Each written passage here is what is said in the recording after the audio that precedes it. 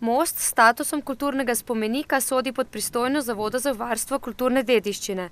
Njegovo stališče je, da je most tako poškodovan, da bo obnova praktično nemogoča. Zato bo treba na istem mestu postaviti novega, je povedal direktor šentjernejske občinske uprave Stanislav Galič. Če bi morali most zapreti, bi to precej prizadelo predvsem vaščane Mršeče vasi, Zameškega, Čistega brega in Hrvaškega Broda. Kajti vsi živijo na levem bregu Krke oziroma na severnem delu Šentjerneja, večinoma obdelovalnih polj pa imajo na desnem bregu Krke. Se pravi, obvoz bi bil možen samo preko Dobrave ali Kostanevice, ta voz pa je nekje 15 do 20 km celo. V občini so pri projektantu naročili analizo, ki bo pokazala, ali bo treba most zapreti ali pa ga bo možno obnoviti ali nadomestiti z novim. Vzporedno se pogovarjamo v primeru zapore tega mostu tudi z Ministrstvom za obrambo za reševanje z pontonskim mostom, torej da bi prebivalci imeli možnost to mobilnost preko reke Krke.